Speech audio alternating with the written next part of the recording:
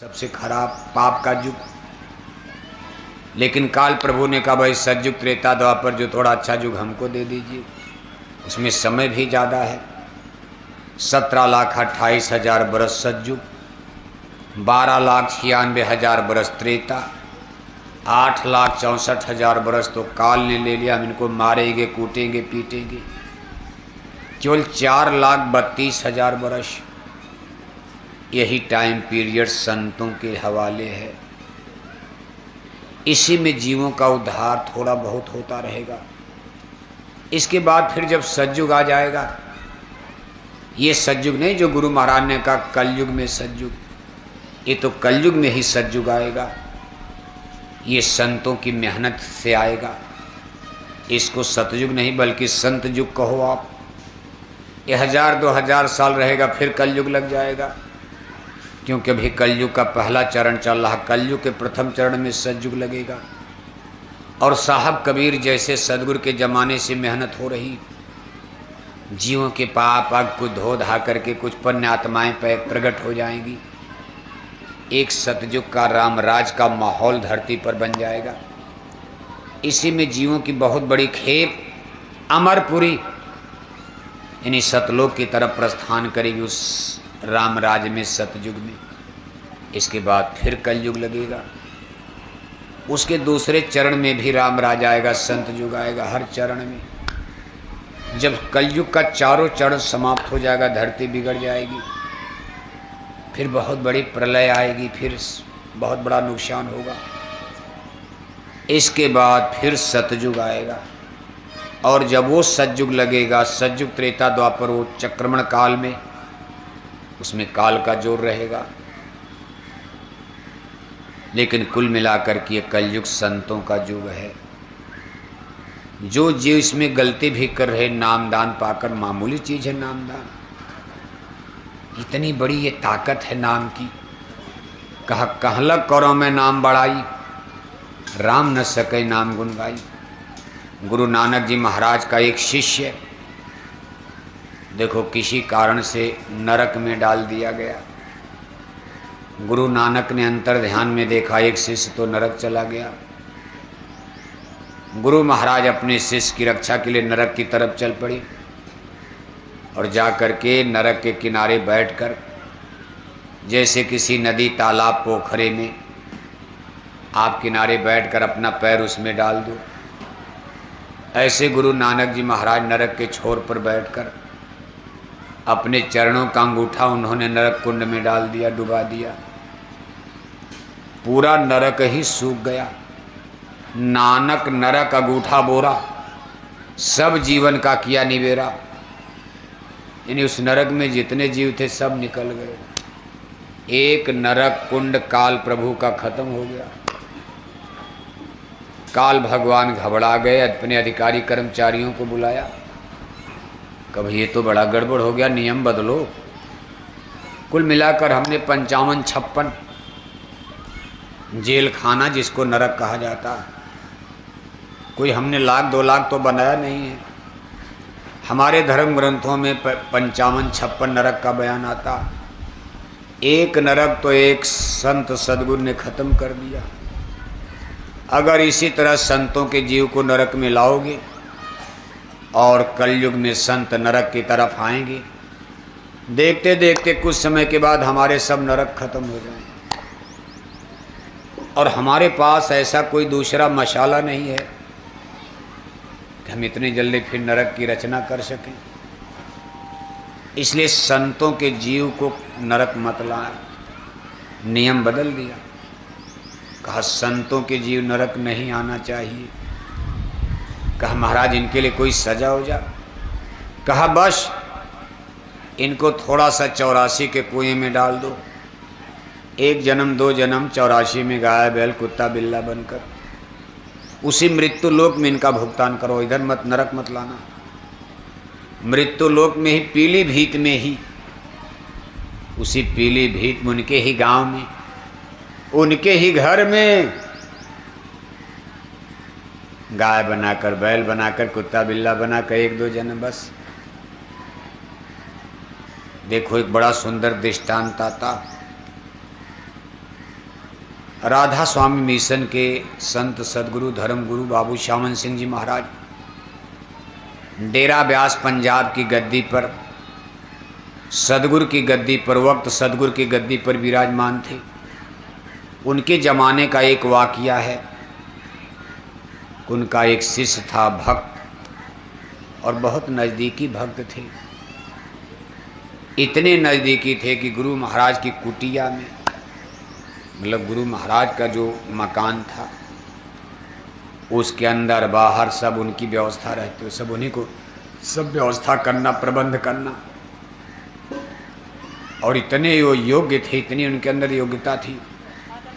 बाबू सावन सिंह बाबू उस ज़माने में जब अंग्रेज़ों का राज था, वो विदेश से जर्मनी से एक आटा चक्की मशीन लाए थे। उस ज़माने में जब आपके पीलीभीत में कोई आटा चक्की मशीन देखा भी नहीं था, अपने आश्रम में लाकर लगाया था। यही आदमी देखो आटा चक्की मशीन उस ज़माने में चला देते थे। इन्हीं कुल मिलाकर के आश्रम के बहुत बड़े सेवादार और गुरु महाराज के बहुत प्यारे, बहुत दुलारे। एक दिन एक घटना घट जाती है। अब सब कर्मों का खेल है, क्या किया जाए। एक सत्संगी से उनका कुछ मनमुटाव हो गया और दोनों लोगों में कहा सुनी फिर झगड़ा। बात बात में बात बढ़ गई और गुरु महाराज संजोग से वहीं बैठे थे। सारी मर्यादा तोड़ करके गुरु महाराज के सामने दोनों सत्संगी एक दूसरे को डांटना, फटकारना, कमेंट करना, कंप्लेन करना शुरू कर दिया, जोर जोर चिल्लाकर। और गुरु महाराज चुपचाप सुन रहे, कुछ नहीं बोल रहे। अब महात्मा तो लड़ लेने दो इनको, कुछ इनका भी कटेगा, कुछ इनका भी कटेगा। कर्म बोझे तो उतारना, कुछ लेना देना, इनका बोझा ओझा हल्का हो जाएगा। गुरु महाराज चुपचाप देखा। खैर झगड़ा किसी तरह सत्संगियों ने शांत कराया। अरे भाई गुरु महाराज हैं, जरा ठहर जाओ, चुप रहो, चुप रहो। खैर बात, लेकिन उनके दिल में एक गिल्टी बन गई, चोट लग गई। और चोट इसी बात की लगी कि मान लो इस आदमी ने हमको चाहे जो भी कहा, लेकिन गुरु महाराज क्यों नहीं बोले। अगर एक बार गुरु महाराज बोल देते तो इस आदमी की हिम्मत थी हमारे सामने ये बात करता, हमको डांट रहा था। और गुरु महाराज की हम इतनी सेवा करते, हम कुटिया के सेवादार हैं। गुरु महाराज हमको इतना मानते, हम गुरु महाराज को मानते, लेकिन गुरु महाराज कुछ नहीं बोले। इसका उनको इतना जबरदस्त आघात लगा कि नहीं बर्दाश्त कर पाए। और शाम होते होते अपना बेड बिस्तर बांधा और घर की तरफ 9-2 लोगों ने गुरु महाराज से कहा, गुरु महाराज हो तो जा। गुरु ने कहा जाने दो, जाने दो। कहाँ जाएगा, कहाँ जाएगा, कहाँ ठिकाना है। खैर वो चले गए और जा करके गांव संसारियों की संगत में पूजा पाठ भजन भक्ति देखो सब छोड़ दिया।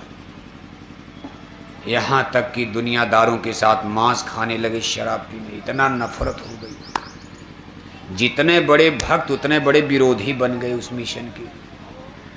और जगह जगह गुरु महाराज की शिकायत, आश्रम की शिकायत, गुरु की शिकायत, सत्संगियों की शिकायत प्रारंभ कर दिया।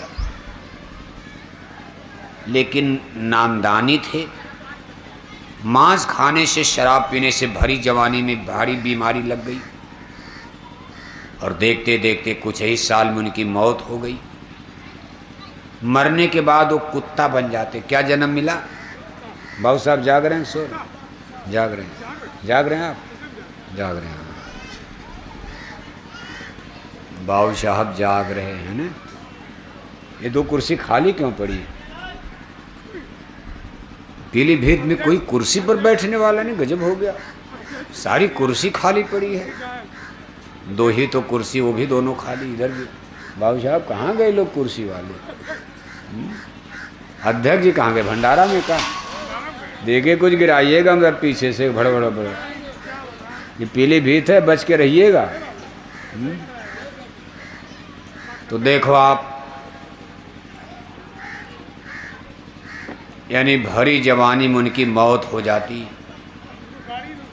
और मरने के बाद उनको कुत्ते का जन्म मिलता, और कुत्ता भी बने तो बहुत सुंदर कुत्ता। कुत्ता भी कई नस्ल के होते हैं। कुछ कुत्तों को देख करके आपको घृणा हो जाएगी, और कुछ कुत्तों को आप देखते हो लोग गोदी में ले करके, बड़े बड़े लोग उसको दूध पिलाते हैं, गोदी में नहलाते हैं, धुलाते हैं। वो कुत्ता इतना सुंदर था, और किसी का देखते देखते किसी कारण बनता गया, और वो आश्रम में ही कुत्ता आ गया। गुरु महाराज ने देखा, कहा भाई तो बड़ा सुंदर कुत्ता। गुरु महाराज तो अंतर्यामी थे। गुरु महाराज ने कहा था कहाँ जाएगा वो, फिर आएगा।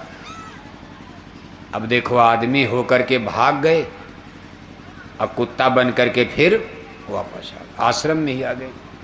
गुरु महाराज ने देखा तो कहा भाई ये तो बड़ा सुंदर कुत्ता है, तो मेरी कुटिया लायक है, इसको मेरी कुटिया में रखो आप।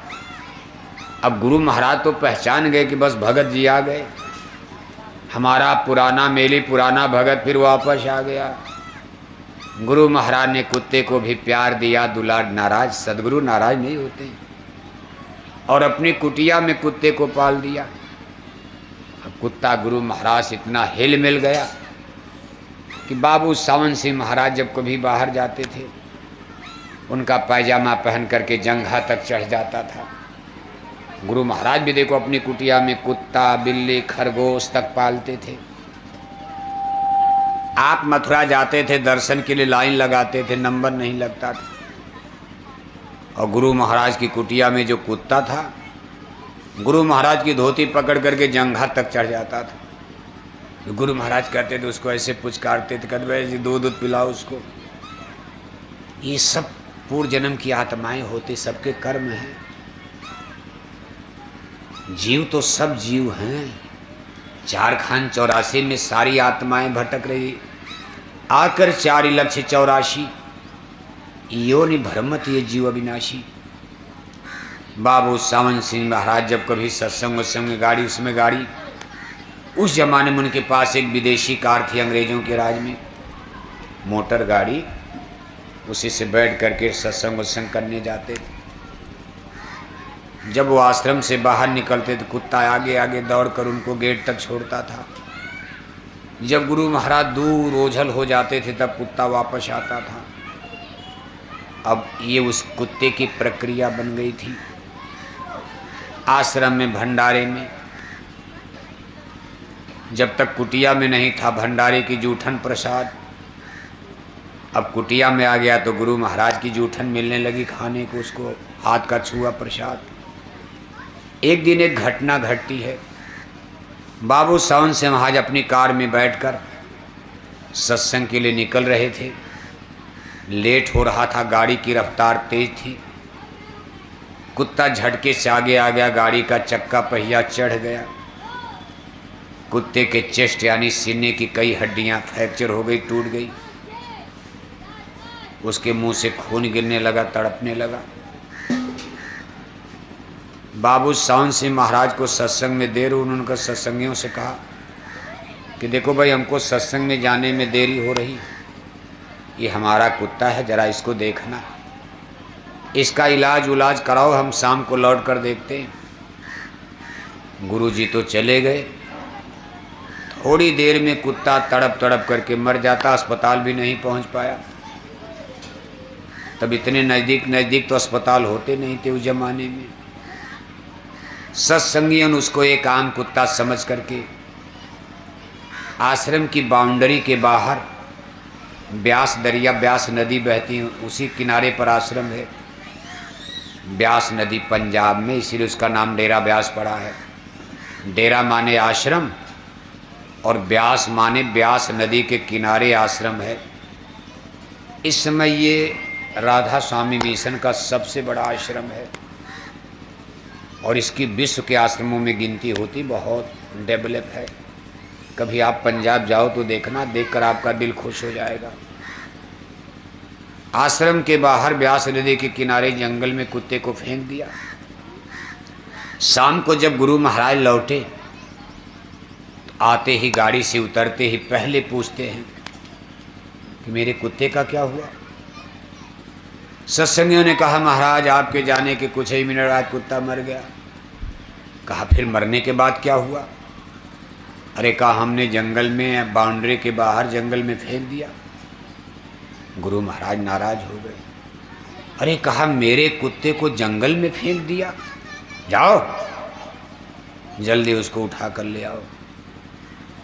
कुत्ते को उठा करके प्रेमी लोग लाए। गुरु महाराज ने उसको नहलवाया धुलाया, बाजार से कफन मंगाया, फूल पत्ती तेल फुलेल मंगाकर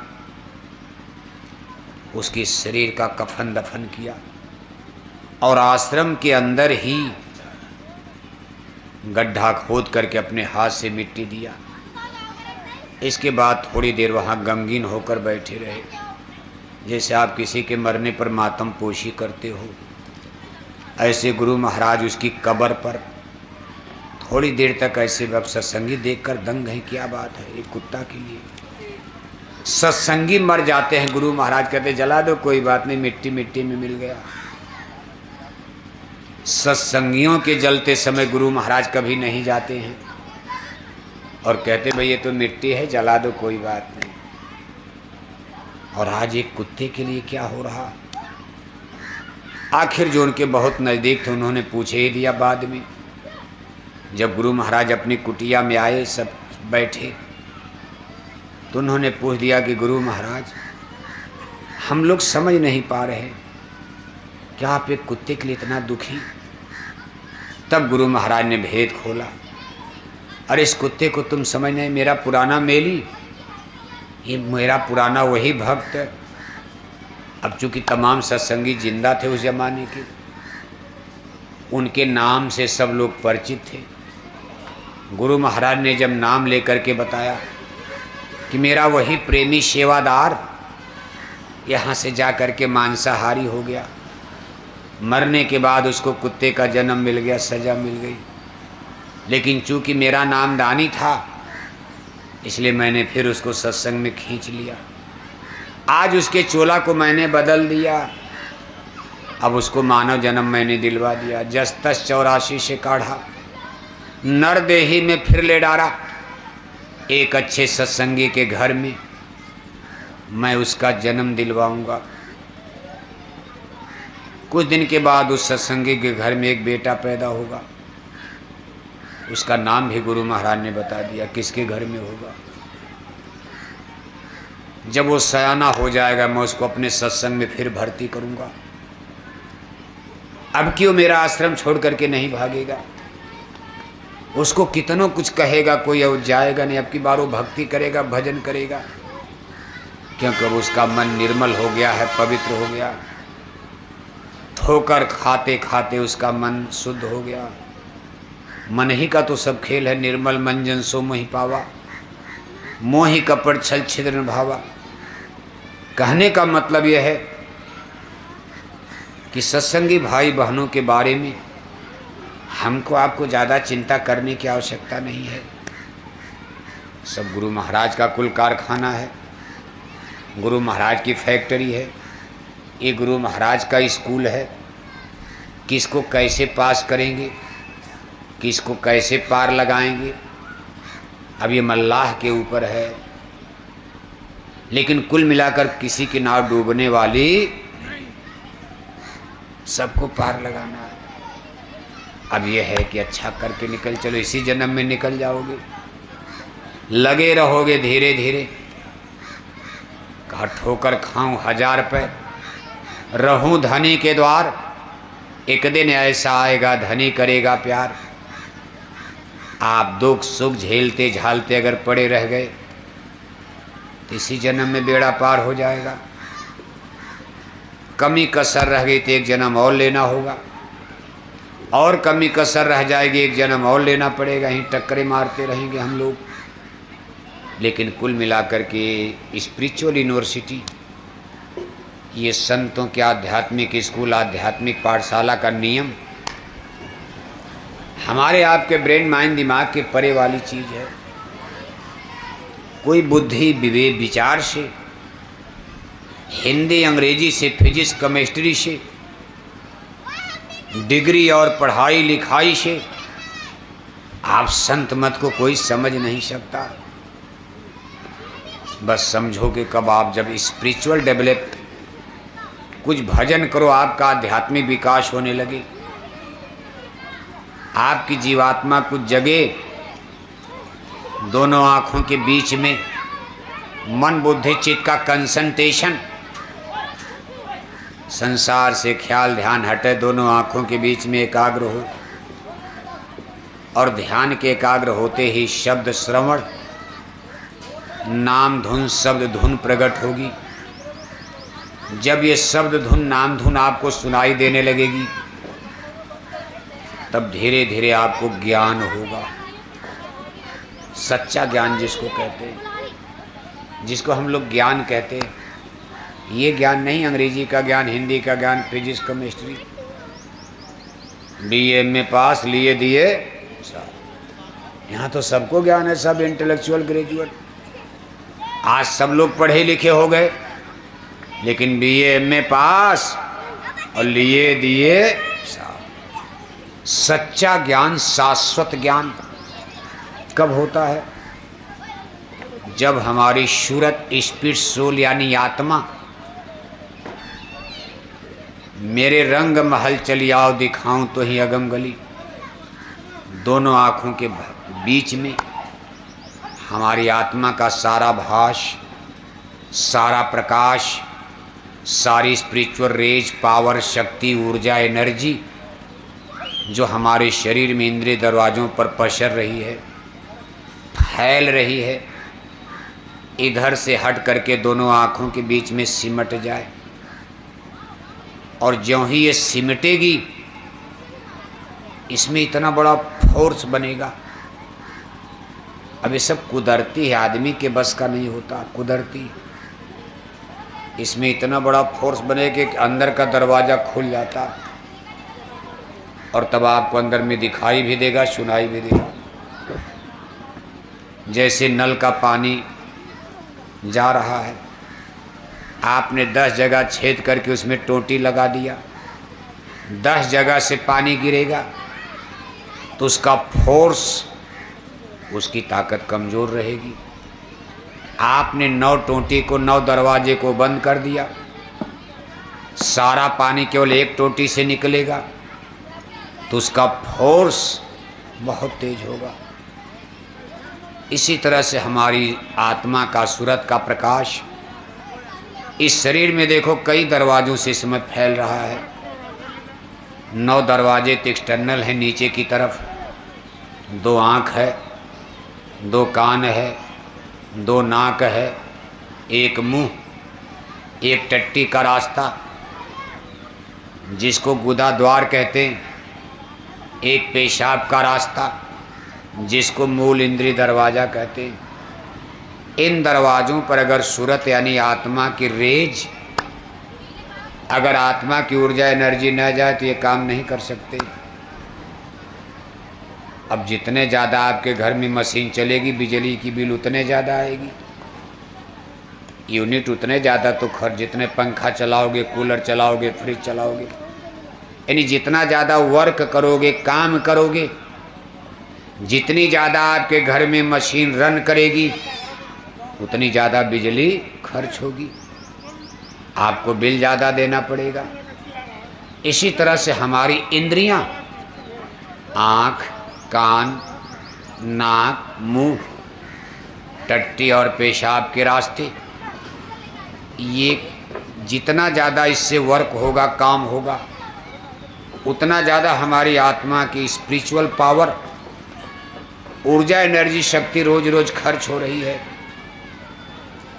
और जब ज़्यादा खर्च कर लोगे तो फिर आत्मा लंगड़ी, लूजी, अंधी, बहरी हो जाती, फिर खड़ा कमज़ोर हो जाएगी, शक्ति कमज़ोर हो जाती है।